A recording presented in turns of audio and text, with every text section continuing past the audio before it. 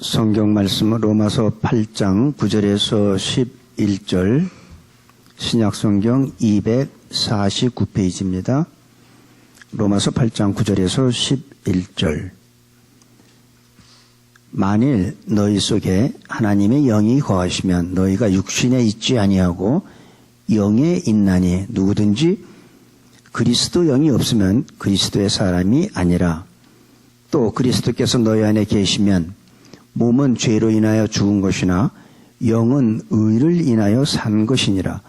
예수를 죽은 자 가운데서 살리신 이의 영이 너희 안에 거하시면 그리스도 예수를 죽은 자 가운데서 살리시니가 너희 안에 거하시는 그의 영으로 말미암아 너희의 죽을 몸도 살리시리라.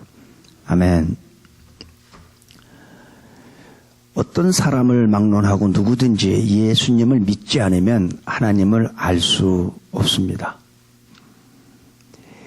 예수님 없이는 절대로 하나님을 안다는 것이 불가능하다는 얘기죠.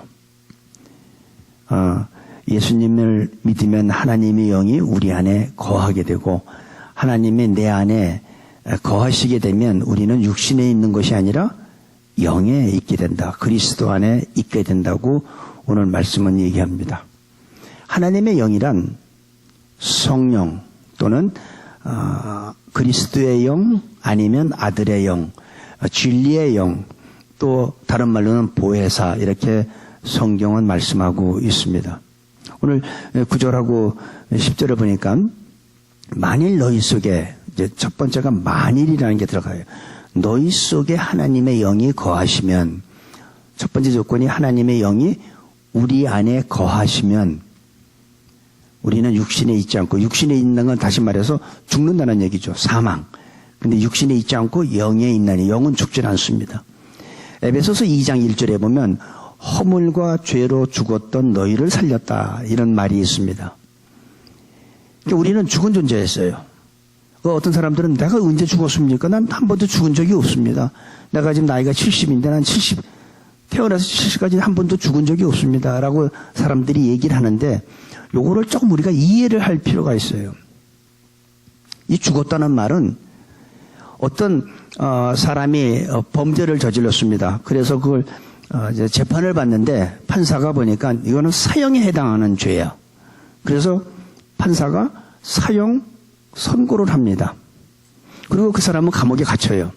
근데 대부분 그날 사형 집행하는, 뭐 북한이라면 그날 사형 집행할지 모르지만 일반적으로는 감옥에 있고 사형 집행할 때까지는 살아있게 돼요. 그러다 그 어느 날 죄수 1, 2, 3, 4 나와 하면 이제 그날 사형 집행하게 되는 거죠. 그러니까 집행하기 전까지는 살아있지만 그 사람은 사실은 죽은 자예요. 살아있죠. 호흡하고 있죠. 하지만 사실은 법적으로는 그 사람은 죽은 사람이에요. 집행 날짜만 기다리는 사람이죠. 바로 우리가 허물과 죄로 죽었다는 게 바로 그런 존재예요. 우리가 심판, 집행 날짜만 아직 안 남았지 나는 살아있지만 실은 죽은 자라는 거죠. 이제 바로 오늘 말씀이 그런 뜻이에요. 그러니까 하나님의 영이 내 안에 들어오시면 허물과 죄로 죽었던 우리가 산다는 얘기예요. 다시 산다는 얘기예요. 원래 인간을 창조할 때 하나님은 우리를 영원히 사는 존재로 만들었어요. 창세기 2장 7절에 보면 하나님이 흙으로 사람을 만듭니다. 그리고 코에 생기를 불어넣어서 생명이 됐다가 이렇게 얘기를 하고 있어요. 다시 말해서 하나님은 인간을 만들기 위해서 두 가지 재료를 썼습니다. 첫 번째가 흙이에요. 흙으로 사람을 만들죠. 그게 바로 육체예요. 그래서 사람들이 흙에서 나온 걸 좋아하잖아요. 뭐 고구마, 감자, 뭐 얼마나 좋아합니까? 특별히 열무 같은 거 얼마나 맛있어요. 왜 그럴까요? 우리 인간은 흙에서 왔기 때문에 흙에서 나온 걸 좋아할 수밖에 없어요. 그래서 하나님은 첫 번째로 인간을 만들기 위해서 흙으로 빚었어요. 그게 바로 육체. 그 육체를 만들고 코에다가 하나님께서 생기를 불어넣었어요. 하나님의 영을 불어넣어줬어요. 그랬더니 생명이 된지라, 생명이 된지라, 살아나게 됐어요. 그러니까 한마디로 해서 인간은 만드실 때 하나님이 하신 게 두 가지를 썼는데, 하나는 흙이고 하나는 하나님의 영이에요. 하나님의 생기를 불어넣어 주신 거예요. 그게 생명이 된지라. 그러니까 쉽게 얘기하면 흙에다가 생명을 불어넣어 준 거죠. 그게 사람이에요. 그게 인간이에요. 저와 여러분이. 그런데 하나님의 생기를 불어넣어서 하나님의 영이 내 안에 들어오니까 나는 어떻게 돼요? 하나님의 영이 내 안에 들어오니까 나는 하나님하고 교통할 수 있게 되는 거죠. 그래서 누구든지 예수님을 믿기만 하면 하나님과 내가 대화할 수 있어요. 하나님과 교통할 수 있어요. 죽었던 내가, 허물과 죄로 죽었던 내가 다시 살아나게 된 거예요.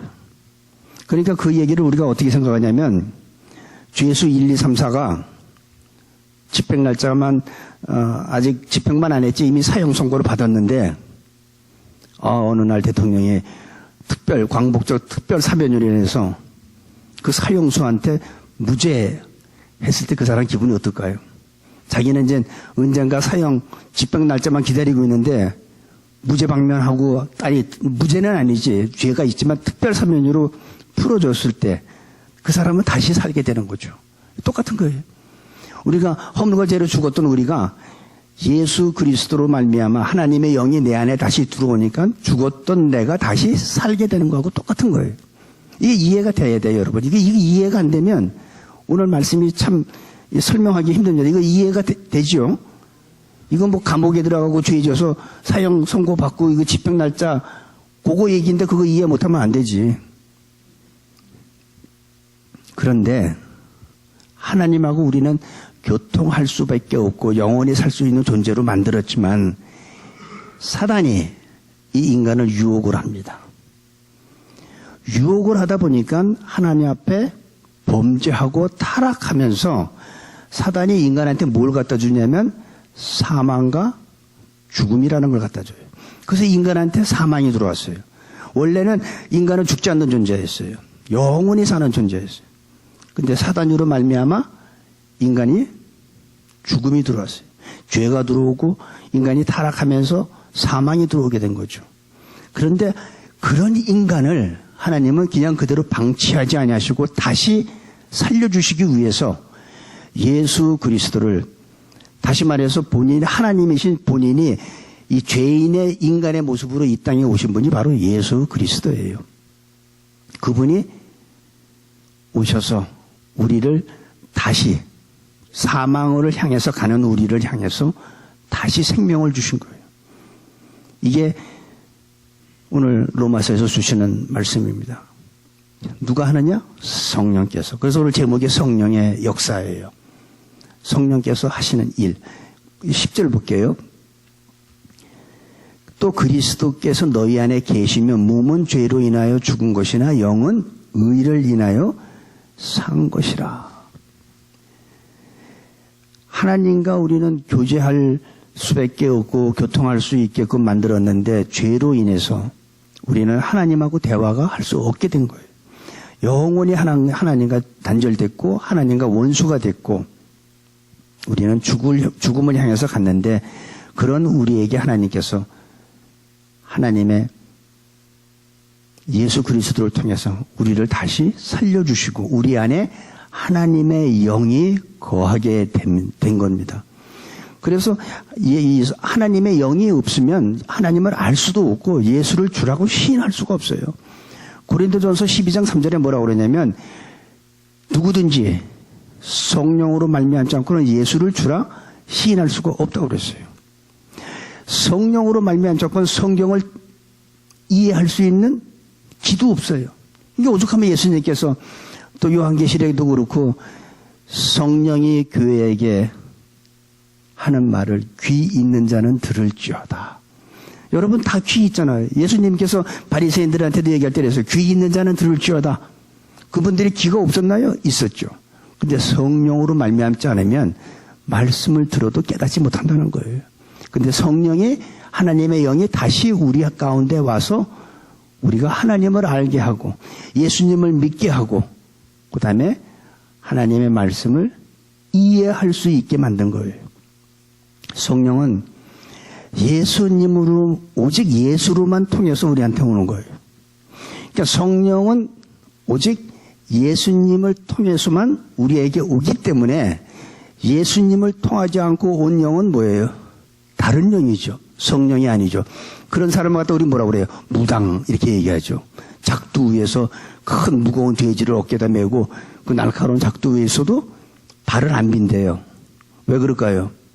악한 영이 내린 굿을 받아가지고 그 사람도 다른 영이지만 그 영을 받았기 때문에 능력을 행하는 거예요. 때로는 예언적인 말도 해요. 맞는지 안 맞는지는 난 모르겠어요. 그런데 예수님을 통하지 않은 그 다른 영들은 그건 다 잘못된 영입니다. 그거는 우리를 사망으로 인도하는 영이에요.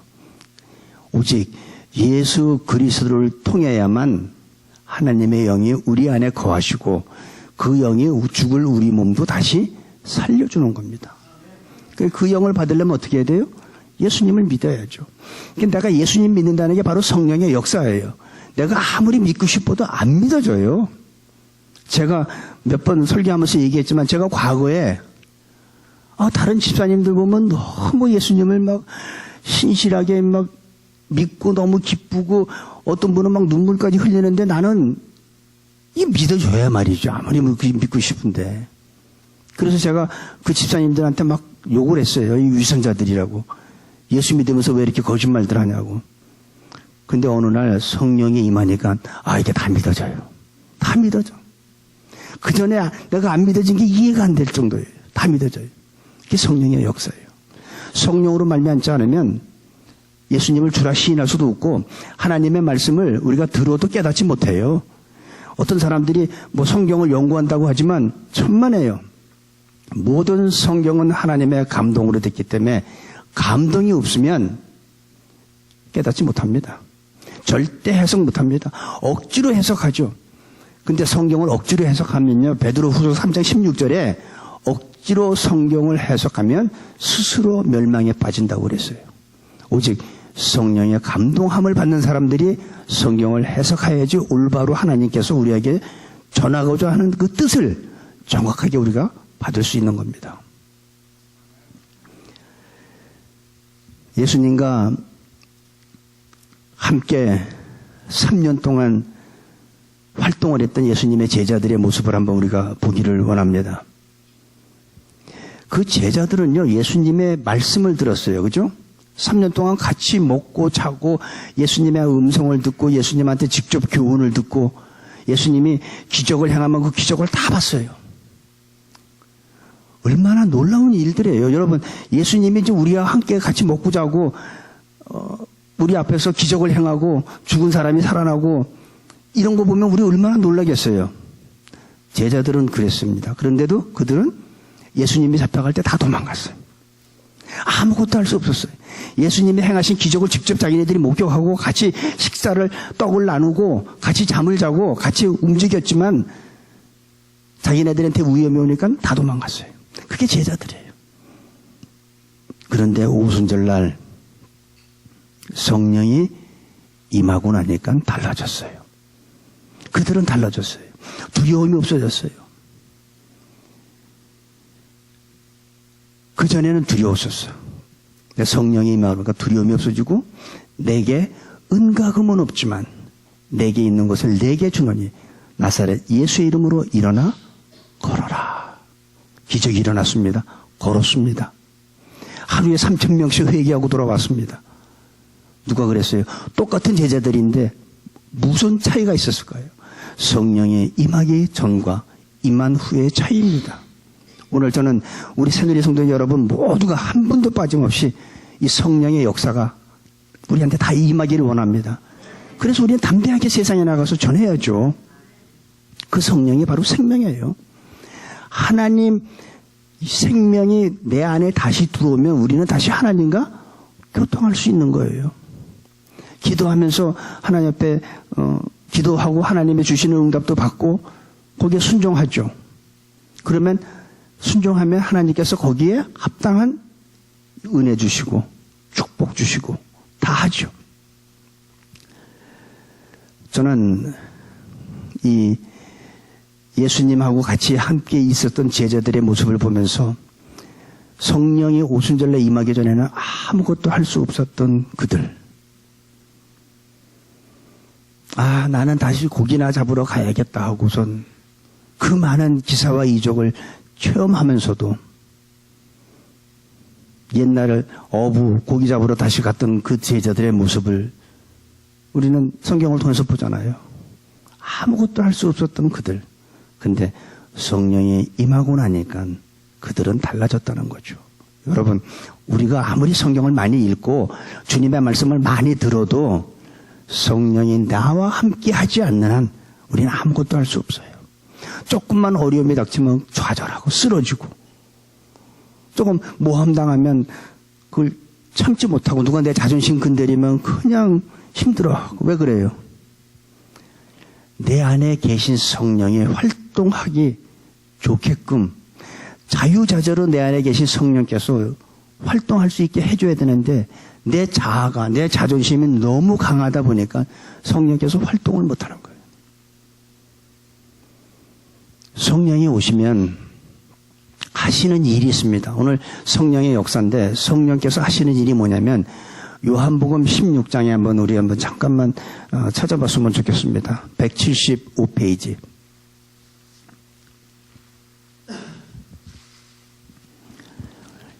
보면 이렇게 나옵니다. 15장 26절부터 한번 볼게요. 175페이지입니다.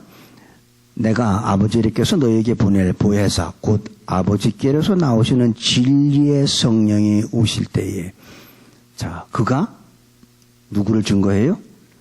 나를 증거하실 것이요. 성령이 오셔서 하는 게 누구를 증거하냐면 예수님을 증거하게 되어 있어요. 성령이 오셔서 성령 자기 자신을 증거하시는 게 아니라 예수님을 증거하는 거예요. 성령이 오시면. 그래서 성령 충만할수록 누구를 증거해요? 예수님을 증거하는 거죠.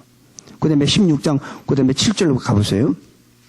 그러하나 내가 너희에게 실상을 말하노니 내가 떠나가는 것이 너희에게 유익이라. 내가 떠나가지 아니하면 보혜사가 너희에게로 오시지 아니할 것이요. 가면 내가 그를 너희에게로 보내리니 그가 와서 죄에 대하여 의에 대하여 심판에 대하여 세상을 책망하시리라. 9절, 죄에 대하여라 하면 저희가 나를 믿지 아니하며. 세상 사람들은 내가 무슨 도덕적으로 내가 윤리적으로 죄를 져야지 자기가 죄라고 그러는데, 성령께서 오셔서 죄가 뭐가 죄냐?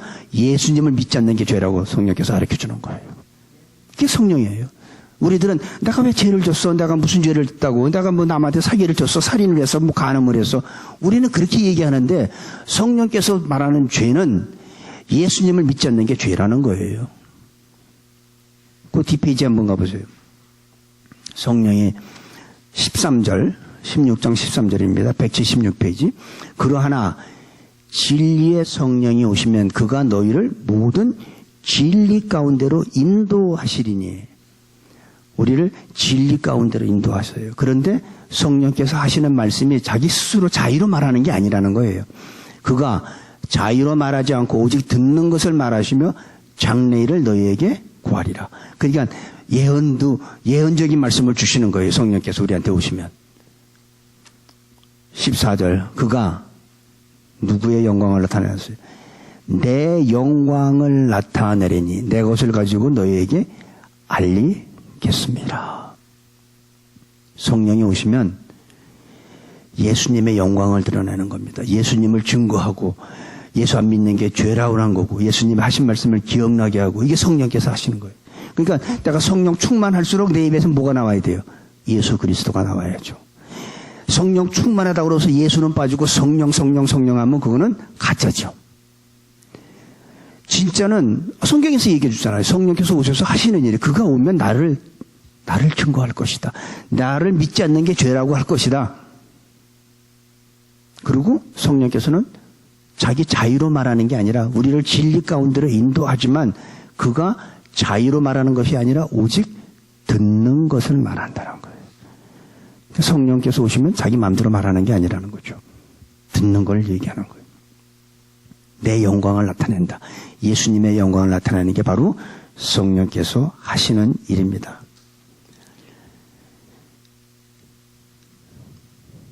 세상 것들, 육신의 것들, 세상의 재미, 육신의 정욕대로 살던 사람들이 이 성령이 임하게 되면은 이전에 내가 그렇게 재미있던 것들이 재미가 없어져요. 그전에는 내가 그렇게 무슨 노름하러 갬블하러 막 갔는데 성령이 임하고 나니까 그런 게 나한테 흥미가 없어지기 시작해요. 서서히. 재미가 없어. 그리고 이전에 그냥 뭐 죄 짓는 걸 쉽게 졌는데 요즘에 성령이 임하고 나니까 요즘에 누구한테 거짓말만 해도 하루 왼종일 가슴이 두근거리고 막 불안하기 시작해. 거짓말한 것 때문에.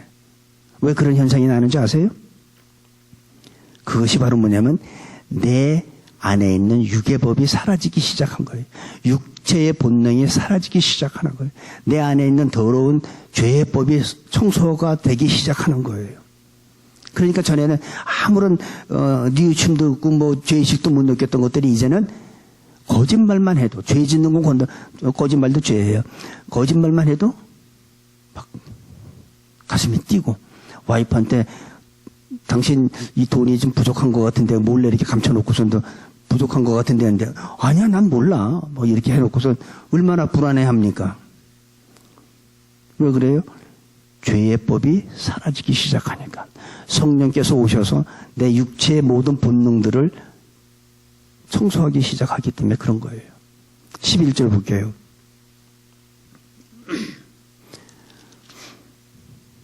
예수를 죽은 자 가운데서 살리신 이의 영이 너희 안에 거하시면 그리스도 예수를 죽은 자 가운데서 살리신 이가 너희 안에 거하시는 그의 영으로 말미암아 너희의 죽을 몸도 살리시리라.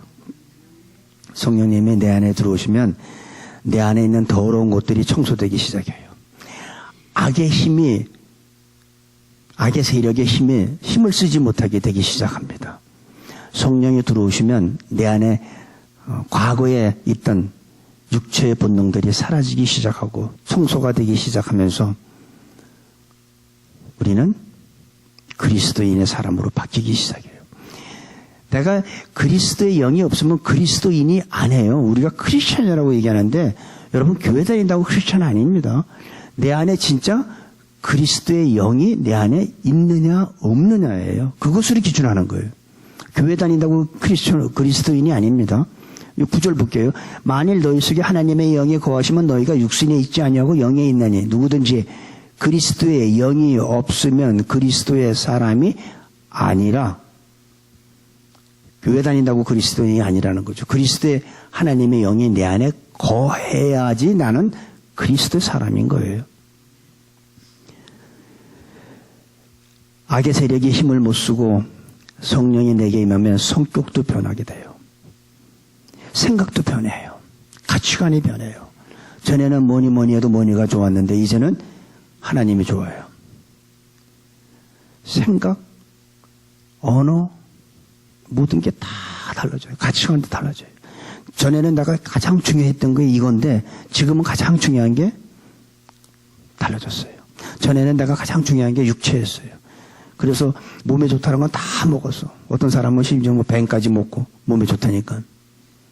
그런데 이제는 몸이 육체가 건강한 게 중요한 게 아니라 영이 건강한 게 중요해지기 시작해요. 이게 자꾸 바뀌어요. 생각이 바뀌고 언어가 바뀌고 행동이 바뀌고 전에는 모든 게 다 부정적이었는데 이제는 다 긍정적이야. 괜찮아. 이것도 하나님께서 나에게 뭐 주시는 하나의 축복이야. 아무리 환경이 어려워도 거기에 대해서 부정적으로 하질 않아요. 전에는 남을 비판하기 시작했는데 이제는 어떻게 남을 격려하기 시작해요. 왜 그래요? 하나님의 영이 하나님의 생명이 내 안에 들어오니까 내가 바뀌어지기 시작한 거죠. 그것이 뭐로 나타나요? 열매로 나타나죠. 내 삶 속에서 나타나는 거죠. 예수 믿는다고 하면서 내가 교회 집사라고 내가 교회 전도사고 목사인데 밖에 나가서 나쁜 짓만 골라서 하고 다른 사람들 그냥 사기나 치고 속이면 그 사람은 그리스도인이 아니죠. 하나님의 영이 없으면 그리스도인이 아니에요. 하나님의 영이 있으면 나는 변하게 되어 있습니다. 제가 가끔 얘기하지만 남편의 씨앗이 내 몸에 들어와도 우리는 여자들이 임신하잖아요. 임신하면 감정의 변화가 오고 구토 증세도 생기잖아요. 그러면 나는 임신했다는 얘기 안 해도 주위 사람들이 다 알잖아요. 애가 졌나 봐. 병원에 가봤어? 왜 그런 얘기예요? 그 증세가 나오니까. 임신한 증세가 나오니까. 그런데 사람의 남편의 씨가, 남편의 생명이 내 안에 들어와도 우리는 그런 변화가 있는데 하나님의 생명이 내 안에 들어왔는데 변화가 없어요? 그건 말이 안 되잖아요. 하나님의 생명이 이 인간의 생명보다 못합니까? 아니죠. 우린 변화해야 돼요.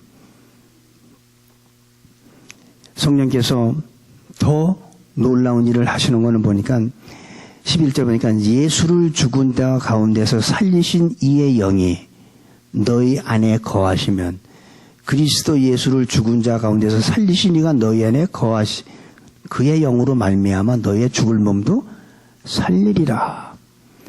더 놀라운 거는 우리가 삶이 변하는 건 그건 당연한 거고 더 놀라운 거는 죽은 자 예수님을 죽은 자 가운데서 살리신 그 성령이 우리 안에 거하시면 우리의 죽을 몸도 살린다는 거예요. 그러니까 여러분 죽음이 두려워요? 안 두렵죠. 죽으면 내가 다시 살 텐데 죽으면 내가 다시 부활할 텐데 여러분 죽으면 부활할 거 믿습니까? 믿으셔야 돼요. 우리는 죽지 않고 우리는 영원히 살게 되어 있어요. 그런데 사람들이 그걸 믿지 못해. 우리 고린도전서 15장에 보면 그런 말이 있어요. 283페이지 보면 15장 고린도전서 15장 35절 누가 묻기를 죽은 자들이 어떻게 다시 살며 어떠한 몸으로 오느냐 하리니. 그러니까 사람이 죽었다 다시 부활한다니까 묻는 거예요. 그러면 사람이 죽은 자들이 어떻게 다시 살고 어떠한 몸으로 다시 사느냐 하고 질문을 하는 거예요. 그랬더니 42절부터 보겠습니다. 그 다음 페이지. 죽은 자의 부활도 이와 같으니 썩을 것으로 심고 썩지 아니할 것으로 다시 살며 욕된 것으로 심고 영광스러운 것으로 다시 살며 약한 것으로 심고 강한 것으로 다시 살며 육의 몸으로 심고 신령한 몸으로 다시 사나니 육의 몸이 있은즉 또 신령한 몸이 있느니라. 그러니까 우리는 이 몸으로 부활하는 게 아니에요. 우리는 약한 이 몸으로 부활하는 게 아니라 우리는 강한 몸으로 육의 몸으로 부활하는 게 아니라 신령한 몸으로 우리는 다시 부활하는 거예요. 썩는 몸으로 부활하는 게 아니라 썩지 아니하는 몸으로 우리는 다시 부활하는 겁니다. 이거는 제가 약속드리는 게 아니라 하나님께서 우리한테 약속하신 말씀이에요. 우리는 그러니까 죽음이 두렵질 않아요.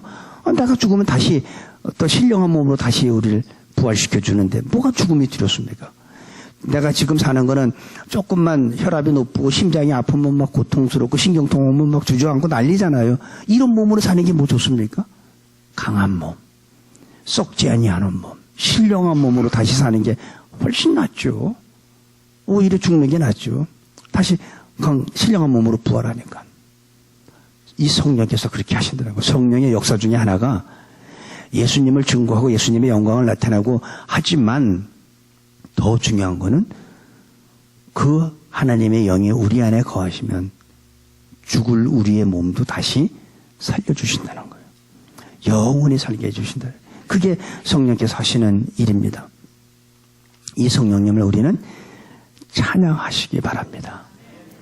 우리를 깨끗게 하시며 통치하시는 그 성령님께서는 우리가 약할 때 강함 되세요. 내가 가난할 때 우리를 부욕해 해주세요. 그렇죠. 우리 그 찬양이 있잖아요. 우리가 약할 때 가난할 때 부욕해 해주시고 병들었을 때 건강하게 해주실 줄로 믿습니다. 여러분이 외로울 때 그 하나님은 나에게 친구가 되어 주십니다. 사랑하는 딸아, 외롭니? 내가 옆에 있지 않냐? 너의 등 뒤에서 내가 너를 밀어주고 있지 않니? 네가 쓰러질 때 내가 네 손을 잡아 일으켜 세우지 않냐? 여러분 많이 들었을 거예요. 그 모래밭에 그 발자국이라는 내용 많이 들었죠. 어느 날 이 발자국이 이 두 사람의 발자국이 있는데 자기가 가장 힘들었을 때 보니까 발자국이 하나만 있더래. 그래서 그 사람이 이 다음에 천국 가가지고 그랬대요. 예수님 어떻게 나하고 같이 동행하시다가 내가 가장 힘들 때 왜 나를 떠났습니까? 그러니까 예수님께서 그 발자국은 네 발자국이 아니라 내 발자국이다. 네가 하도 힘들어서 내가 너를 업고 나 혼자 걸었던 거다. 그런 말이 있잖아요. 하나님은 내가 외로울 때 가장 내 가까이서 나를 가장 위로해 주시고 친구가 되어 주시고 나한테 힘이 돼 주시는 분이에요. 우리 그 하나님 찬양하시기 바랍니다. 그 하나님이 우리 가운데 충만하게 되기를 바랍니다. 죽을 수밖에 없는 우리 몸을 다시 살리신 그 하나님, 성령 하나님, 성령의 역사함이 없으면 우리는 신앙생활 할 수도 없고 예수님을 믿을 수도 없고 예수님을 증거할 수도 없고 힘들 때 우리는 좌절할 수밖에 없습니다. 약할 때 강함 주시는 그 하나님, 가난할 때 부요함을 주시는 그 하나님, 병들었을 때 우리를 강하게 만들어주시는 그 하나님, 외로울 때 나의 가장 가까운 친구가 되어주면서 나에게 음성을 주시면서 힘들지, 내가 너와 함께한다. 절대로 좌절하지 말라. 우리의 힘이 되신 여호와를 찬양하며 살아가는 우리 새누리 성도 여러분 모두가 되시기를 주님의 이름으로 축복하고 기도합니다. 기도하겠습니다. 아버지 하나님, 성령께서 우리 안에 계시면 우리 육체의 본능과 죄악과 어둠의 세력들이 다 떠나는 것을 믿습니다. 뿐만 아니라 죽을 몸도 다시 살리심을 인하여 감사드립니다. 약한 것으로 신고 다시 강하게 하시는 하나님, 예수 안에 있는 자들에게 결코 정죄함이 없다고 했습니다. 생명의 성령의 법이 사망에서 우리를 구원해 주심을 감사합니다. 이제부터는 우리 새누리교회 성도님들 한 분도 빠짐없이 성령 충만한 사람들이 되게 하여 주옵소서. 예수님의 이름으로 기도합니다. 아멘.